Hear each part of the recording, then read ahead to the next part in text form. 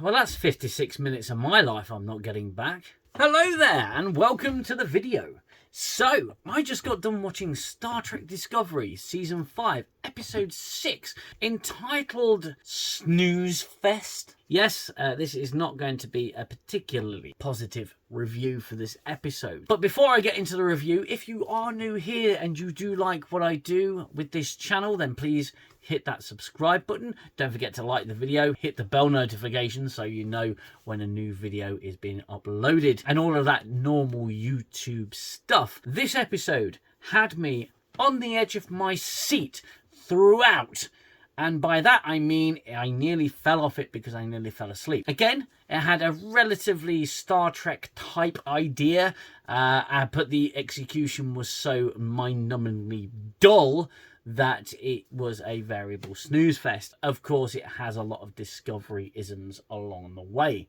I've just filmed this review and I need to go back and film it again because I was boring myself with the rundown. So I'll do a nutshell description of the and rundown of this episode. The last clue that they got was a vial. In that vial was just distilled water, but they used some Discovery conveniences and eventually come to the conclusion that they must go to a planet with a people that whistle like R2-D2. This planet has been terraformed, or not terraformed, but sort of saved from disaster by the Denobulans, who have built these towers on this planet to isolate a certain segment of it and save the population, violating the Prime Directive. But hey, that's no big deal these days.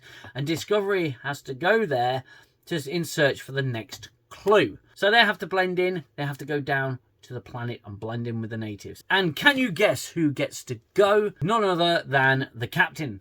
Rayner is again just on the ship looking after Discovery. His Discovery's babysitter, I suppose, while Space Burnham is on her journey to, you know, solve this all by herself with minimal help from her crew. Anyway, I digress. They have to go down on this planet. They have to complete a trial. They have to get to the base of the tower and they eat some sugar cubes that dehydrate them and make them very thirsty. Tilly wins the race, sort of, in a roundabout way. She has more stamina than Space Jesus. I can't believe I'm saying that. Tilly has more stamina and endurance than Space Jesus, but we've always known that since the beginning of Discovery. They have to get to the base of the tower. They do get to the base of the tower. Some other bullshit happens.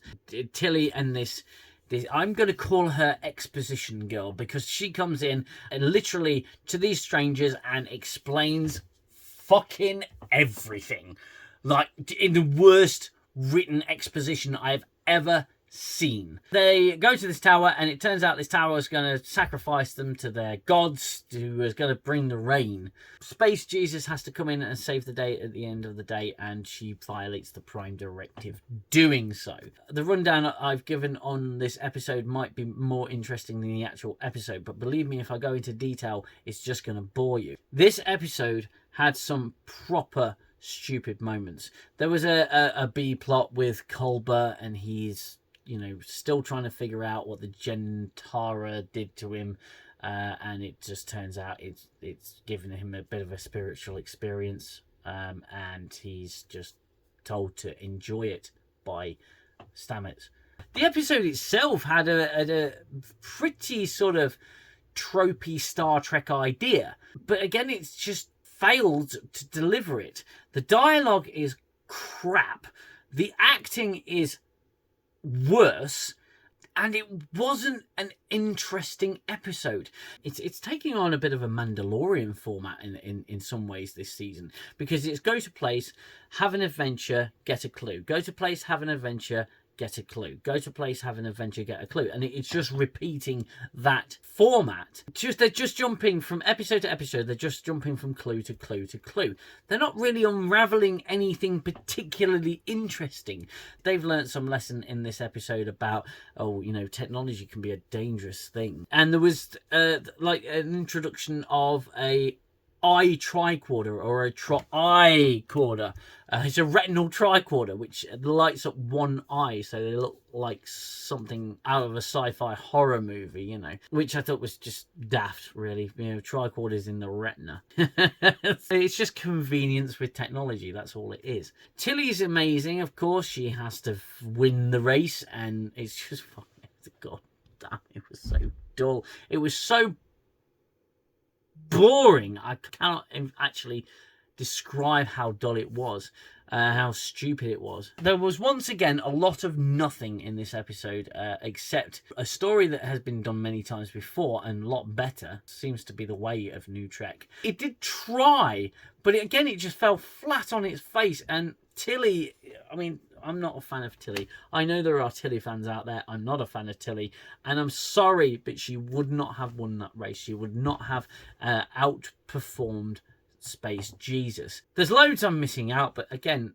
I really struggled to keep interest in this episode. I will be discussing this episode in my live stream tomorrow night. That is Friday night UK time, 10 o'clock. I will be discussing it with my guests, who I'm sure wouldn't have fallen asleep through the episode at all. I do hope you'll join me for the stream so we can try and break down this utter mess.